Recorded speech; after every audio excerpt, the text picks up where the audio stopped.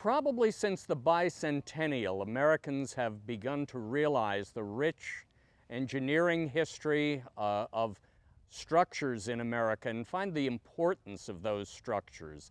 The structures John Mann is referring to are lighthouses. Mann is a tour guide for the Ponce de Leon Lighthouse in Ponce Inlet.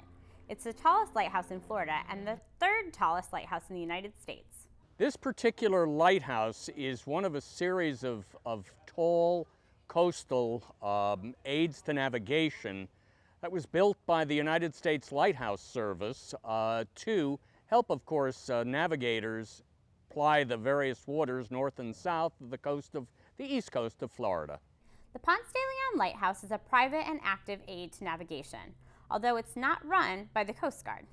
The Ponce de Leon Lighthouse Preservation Society maintains the light, turning it on every night and off each morning. Construction of the lighthouse began in 1884 and was first lit November 1st, 1987. Back then, it was known as the Mosquito Inlet Lighthouse. The lighthouse name was changed in 1926 to Ponce de Leon Inlet Lighthouse. The explorer Ponce de Leon was believed to have been there in 1513. If you're going to climb the lighthouse, you need to be in good physical condition because you're going to be climbing 203 steps to the top. And once you climb all the way to the top, you can take in the breathtaking views of the Intercoastal and the Atlantic Ocean. And while the view is great, the Ponce de Leon Lighthouse is a great lesson in American history. One of the most famous American short stories actually had a great deal to do with this lighthouse. In 1897, the USS Commodore sunk 12 miles out to sea with author Stephen Crane on board. Crane and 3 companions spent 30 hours coming ashore in a 10-foot dinghy, following the light from the lighthouse.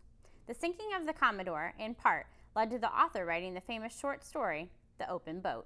But as Mann points out, there is much more to this historic lighthouse than just the lighthouse.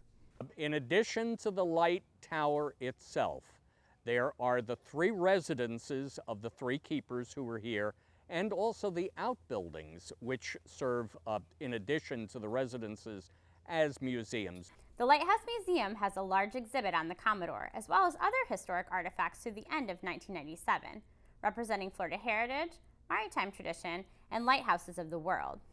For Volusia Here and Now, I'm Kendra Lee.